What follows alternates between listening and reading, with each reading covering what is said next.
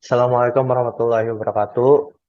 Eh, Perkenalkan kami dari kelompok 6 ingin mempresentasikan hasil UAS kelompok kami.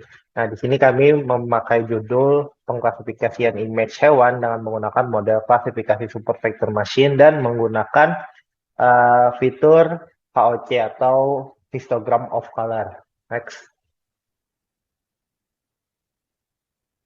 lanjut saya.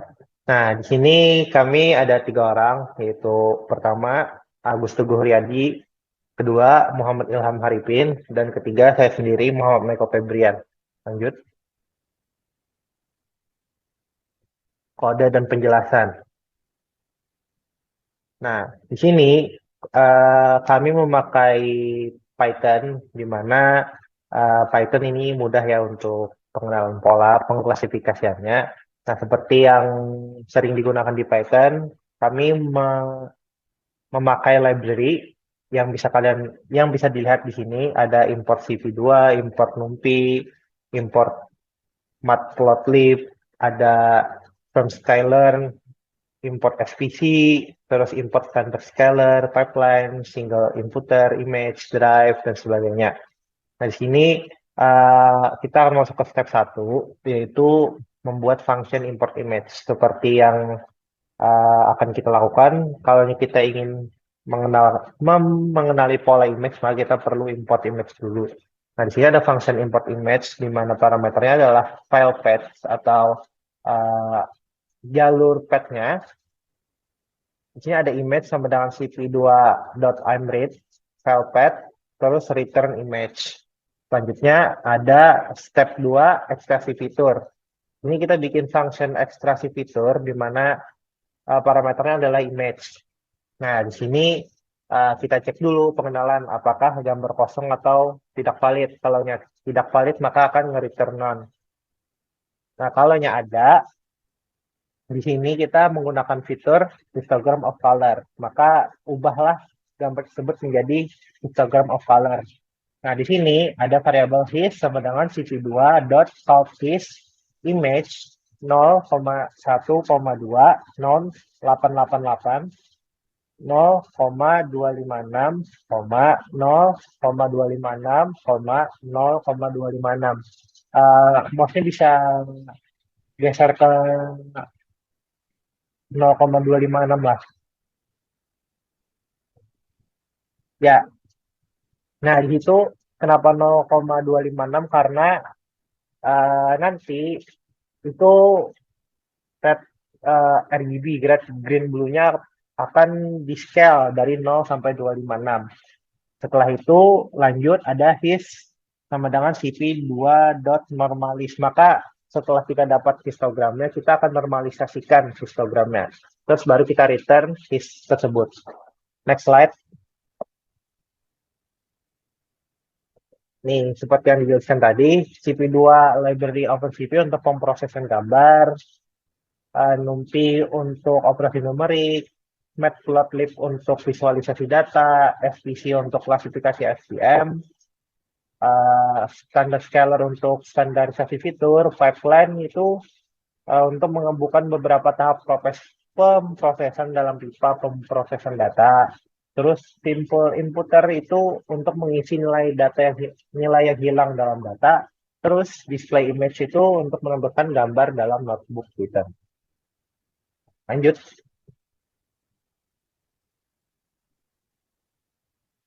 Nah, ini yang seperti saya jelaskan tadi lah. Uh, Ekstraksi fitur itu adalah fungsi yang melakukan ekstraksi fitur dari gambar yang diberikan. Ekstraksinya adalah histogram of color, yaitu histogram dari distribusi warna dalam gambar. Fungsi ini menggunakan fungsi cv2.countHis untuk menghitung histogram gambar dengan membagi ruang warna menjadi 8 level dalam masing-masing saluran warna. Histogram kemudian dinormalisasi dan diflatkan menjadi area satu dimensi sebelum dikembalikan. Lanjut. Next slide. Baik, perkenalkan nama saya Agus Teguh Riyadi. Sini saya akan melanjutkan penjelasan dari kode program yang kami buat. Di sini ada step ketiga yaitu klasifikasi kelas. Setelah melakukan ekstraksi fitur, dataset yang telah diproses akan digunakan sebagai data latih algoritma SPM untuk melakukan prediksi agar dapat melakukan klasifikasi pada image hewan. Nah, untuk mengklasifikasikan datanya kita menggunakan function classify class yang bisa digunakan untuk melatih model klasifikasi menggunakan fitur dan label yang diberikan. Pada implementasi ini, kami menggunakan model klasifikasi SPM dengan kernel linear. Parameter kernel sama dengan linear digunakan untuk membangun garis pemisah linear antara kelas yang berbeda. Selanjutnya, objek scalar dari kelas standar scalar dibuat. Scalar ini digunakan untuk melakukan standarisasi fitur sehingga memiliki mean rata-rata 0 dan deviasi standar 1. Hal ini penting untuk memastikan bahwa fitur-fitur memiliki skala yang serupa sebelum dilakukan pelatihan model. Selanjutnya dibuat objek pipeline. Nah, objek pipeline ini menggunakan kelas pipeline dari scikit-learn. Pipeline ini digunakan untuk menggabungkan beberapa tahap pemrosesan data secara beruntun. Dalam hal ini, tahap pertama dalam pipeline adalah scaler yang akan melakukan standarisasi fitur. Tahap kedua adalah SPM, yaitu model SPM yang telah dibuat sebelumnya. Nah, setelah semua tahap pemrosesan telah ditentukan dalam pipeline, kita dapat melatih model menggunakan metode fit pada objek pipeline. Pada fitur X dan label pada variabel X dan Y yang diberikan digunakan untuk melatih model. Pada tahap ini, pipeline akan melakukan standarisasi fitur terlebih dahulu, kemudian melatih model SVM dengan fitur-fitur yang telah diubah skala.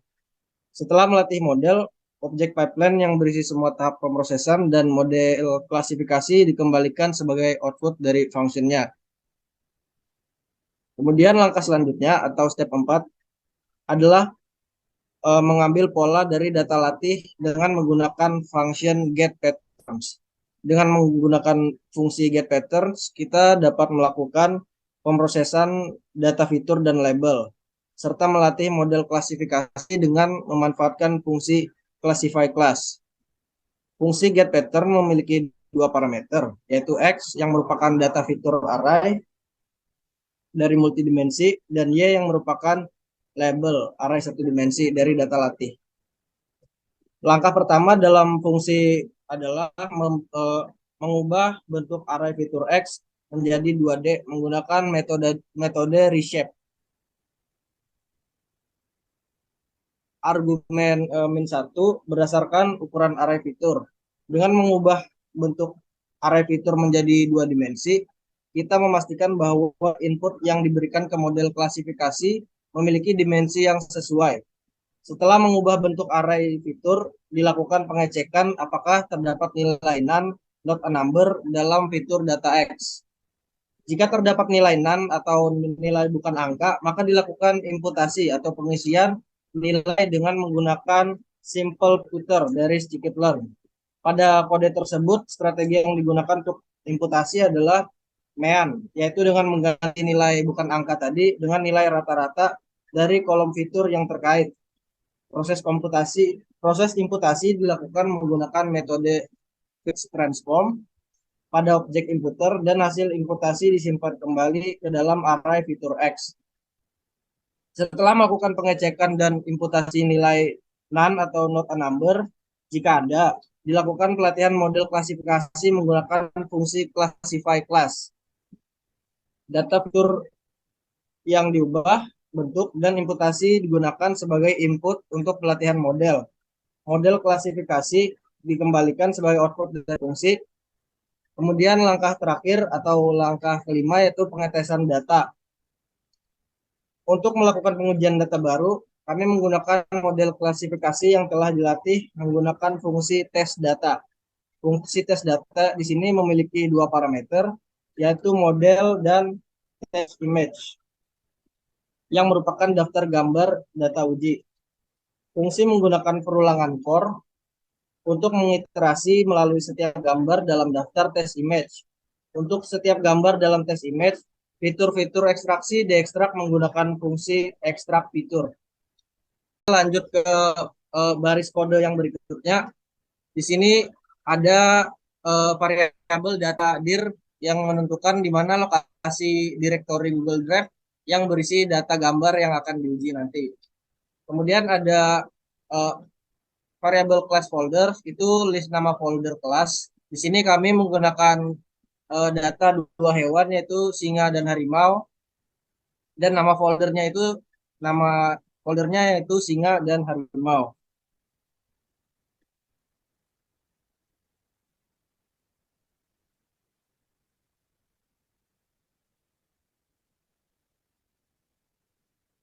Lalu di baris selanjutnya itu ada variabel class image.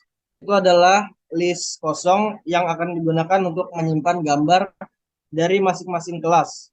List ini memiliki panjang yang sama dengan jumlah kelas yang ada, yang mana diinisialisasi dengan list kosong menggunakan list comprehension. Lalu pada kode berikutnya, program akan melakukan perulangan melalui setiap folder kelas dan gambar pada setiap folder kelas untuk mengumpulkan gambar-gambar. Perulangan pada setiap folder kelas menggunakan perulangan for dan fungsi enumerate. Kita mengiterasi melalui setiap elemen dalam kelas folder bersama dengan indeksnya. Setiap folder kelas akan direpresentasikan oleh variabel class folder. Perulangan kemudian berlanjut untuk gambar pada setiap folder kelas dengan menggunakan perulangan for dengan range 1 sampai 6. Kita mengiterasi melalui angka 1 hingga 5 untuk mengakses gambar dalam setiap folder kelas.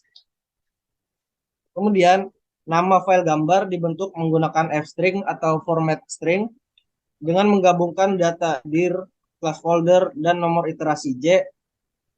Di sini ada variabel file path yang akan menyimpan jalur lengkap ke gambar yang akan dibaca menggunakan fungsi OpenCV.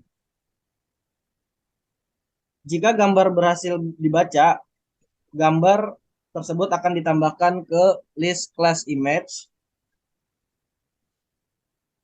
yang sesuai dengan kelasnya menggunakan indeks I. Jika gambar tidak valid atau tidak berhasil dibaca, maka akan dicetak pesan gambar tidak valid beserta jalur file yang bermasalah.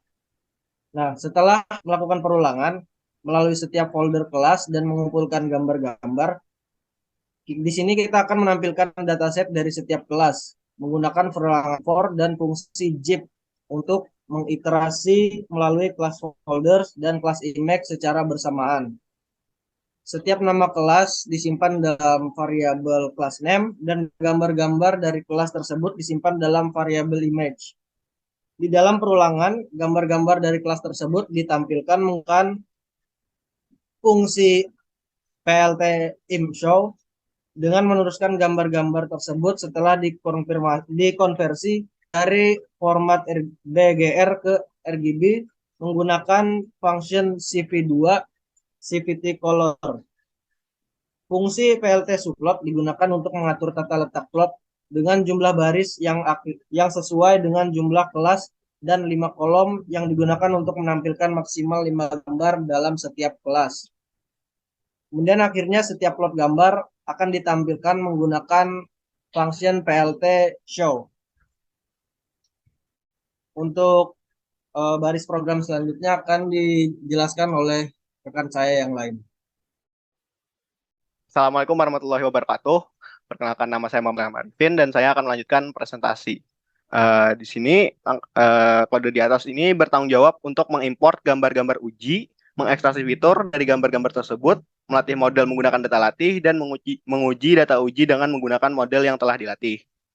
List singa image dan harimau image menyimpan gambar-gambar yang telah dikumpulkan untuk masing-masing kelas singa dan harimau dari langkah-langkah sebelumnya.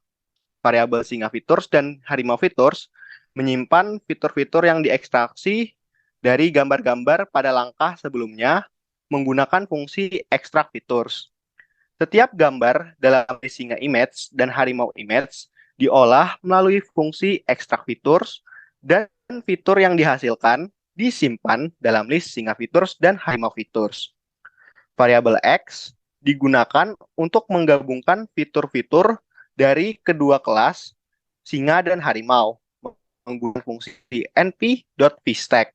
Fitur-fitur dari singa ditempatkan di atas fitur-fitur dari harimau dalam array 2 dimensi. Variabel Y menyimpan label-label kelas yang sesuai dengan fitur-fitur yang telah digabungkan sebelumnya menggunakan fungsi np.zeros dan np.ones. Label 0 diberikan kepada fitur-fitur singa, sedangkan label 1 diberikan kepada fitur-fitur harimau. Fungsi np.hashtag digunakan untuk menggabungkan label-label tersebut menjadi satu array.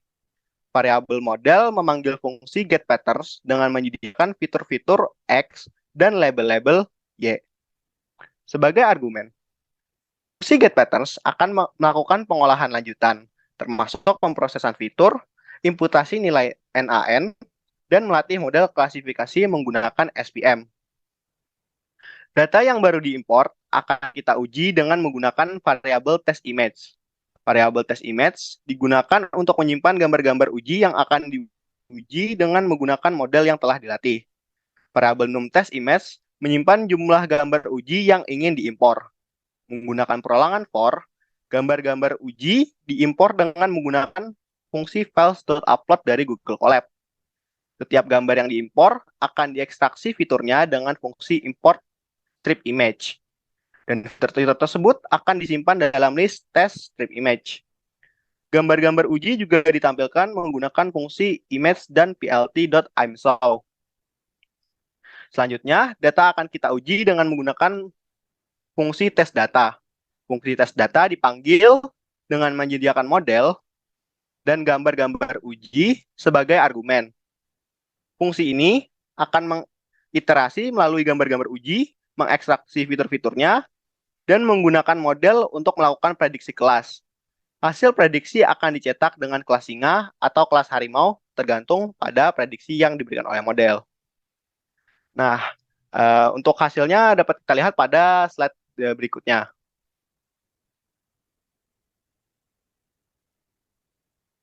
Nah, di sini bisa kita lihat output dari model yang telah kita latih. Di sini telah ditampilkan dari gambar-gambar yang diimpor tadi, terus diklasifikasikan ke dalam kelasnya masing-masing. Pada gambar yang pertama ini ada 5 gambar singa, maka model akan mengklasifikasikannya sebagai kelas singa. Sedangkan di gambar kedua, data-datanya adalah gambar harimau. Dan model akan mengklasifikasikan data sebagai ke dalam kelas harimau. Lanjut.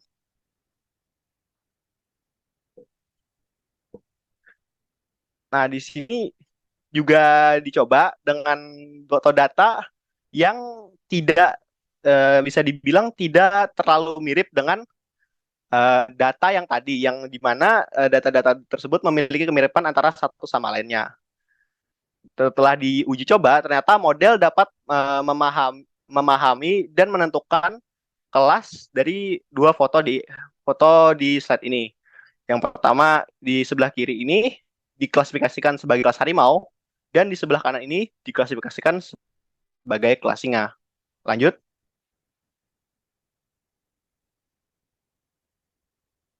Nah, sekian presentasi dari kami, kelompok 6. Terima kasih sudah mendengarkan. Mohon maaf apabila ada salah kata. Wabillahi taufiq wal hidayah. Wassalamualaikum warahmatullahi wabarakatuh.